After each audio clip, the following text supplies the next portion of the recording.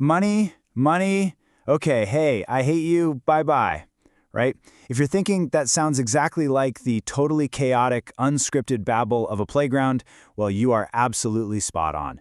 But what if I told you that underneath all those completely random-sounding exclamations is actually a highly structured, fiercely competitive socioeconomic ecosystem? Seriously, today we're not just reading a kid's transcript. We're treating this as a profound text of behavioral science, family dynamics, and honestly, high-stakes negotiation. Welcome to today's Explainer. We're going to do a rigorous socio-behavioral deconstruction of a wildly popular modern digital artifact, the Vlad and Niki transcript. We're breaking down the raw, completely unfiltered psychology of siblings, parents, and those bizarre power struggles that just dictate their everyday lives. We're taking all this chaotic source material and turning it into a clear, structured behavioral study. Okay, let's dive right into this. To make sense of the madness, we've organized our analysis into 4 pillars. First, the toddler economy. Next, fantasy and magic escalation. Then, the work-life balance struggle. And finally, psychological regression tactics. All right, starting off with our first section, the toddler economy, subtitled Navigating Transactional Play.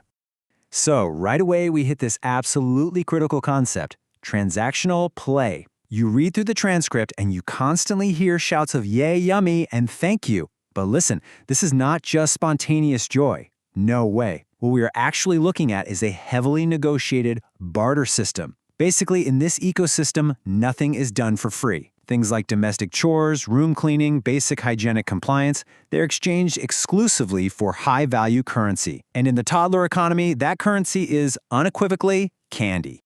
And I want you to notice the exact opening bit here. One candy. The quote is literally, "I'll give you one candy if you help me." This highlights just how precise these childhood contracts really are. One single candy is the calculated starting negotiation just to get some physical labor out of a sibling. It's fascinating because it shows these kids inherently understand the basics of supply, demand, and fair compensation. Now, what's really interesting about this is how completely basic life necessities are explicitly tied to sugar rewards. Like the phrase, "first you need to help it," okay, acts as a literal contractual prerequisite. Even something as fundamental as personal hygiene, quote, "brush your teeth, this is the way we brush our teeth," is framed totally within this economy. You complete the task and boom, it's immediately followed by the payout. Yummy, yummy. The transaction clears, everyone's happy. Moving right along to Section 2, Fantasy and Magic Escalation. From pizza to prehistoric predators. Okay, so in the span of literally just a few sentences, we see how rapidly mundane, everyday requests mutate into these entirely chaotic fantasy scenarios. We like to call this the escalation pipeline. It starts out innocently enough at step 1. I want pizza. Simple, right? But then dissatisfaction sets in at step 2.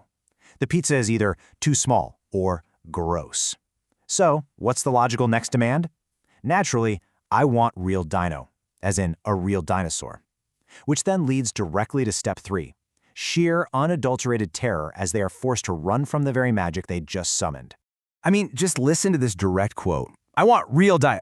Oh my God, run? What? It's real magic? Wow. It is such a spectacular demonstration of hubris. This unchecked childhood imagination demands the totally impossible. And then, when the impossible actually manifests, it immediately induces absolute panic. They literally asked for a prehistoric beast and, well, they got one. So the profound takeaway here is that within the logic of this text anyway, magic is this incredibly chaotic force. It's super easy to summon. You literally just ask for a real din. But it's entirely uncontrollable once it actually arrives.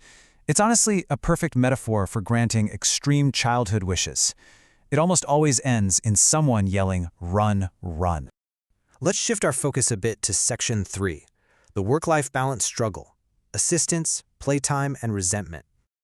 All right, this brings us to the mom character. She really represents the ultimate burden of modern adult responsibility. Just read this line. "Mommy, what is this? It's my assistant. I'm so busy today. Oh, clean up the room. Okay." That single quote perfectly encapsulates the whole remote work parent struggle, doesn't it? She's overwhelmed, she's utilizing an quote-unquote assistant to manage her workload, and she is desperately trying to delegate the chaos of the household right back to the kids just so she can focus for 5 minutes. And this brilliantly illustrates a completely fundamental disconnect. In Mom's reality, she's busy, she's got a mountain of work, and she really needs the room cleaned.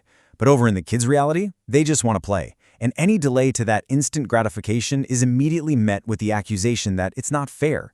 It's literally two completely different paradigms clashing in the exact same living room. So this friction point, it's totally inevitable. The mom tries to set a boundary. Sorry, I have a lot of work. And the child's response? Pure, unadulterated outrage. Are you kidding me? I want to play with mommy.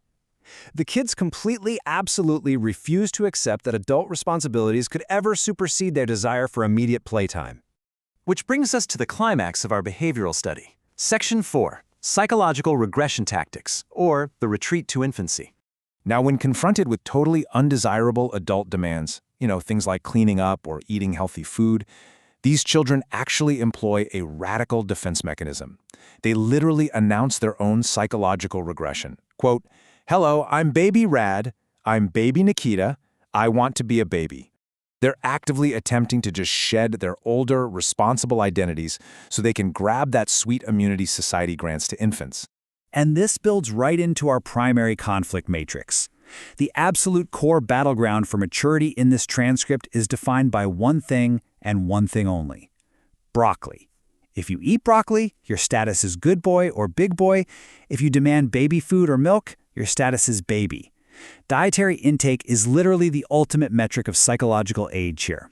But here's the catch. This regression strategy backfires spectacularly. Just follow how this cycle plays out. At minute 1, they declare, "I want to be a baby." But by minute 2, when the mother actually calls their bluff and treats them like babies, offering baby toys, cribs, baby food, they panic, yelling, "We are not a baby." Turns out the appeal of infancy vanishes the second the actual restrictions of being a baby are enforced. So by minute 3, they are desperate to reclaim their autonomy, shouting, "I'm a good boy. Big boys eat your food broccoli." So the crucial point of surrender sounds exactly like this. "I know the baby. I'm not a baby. I'm a good boy, not a baby. Okay. That right there, that is the sound of total surrender. They completely concede defeat. The children realize that the freedom of being a big boy, even if it means gagging down the dreaded broccoli, is way, way better than the restrictive prison of being treated like a helpless infant. They accept their maturity entirely just to get their autonomy back. As we wrap up this explainer, I think we can really see the core truth hiding beneath all this chaos. Underneath the wild magic, the candy bribes, and those frantic shouts of money, money, the chaotic negotiation of childhood is really just a constant push and pull. It's an endless tug of war between the fierce desire for independence and the comforting, responsibility-free safety of infancy. Which leaves us with one final, kind of profound thought to ponder today. When the pressures of our own busy schedules and adult responsibilities mount, is pretending to be a baby a valid escape from the broccoli of life? Seriously, think about that the next time you try to avoid doing your chores. Thanks so much for joining me for this deconstruction today, and remember to keep seeking the structure hidden within the chaos.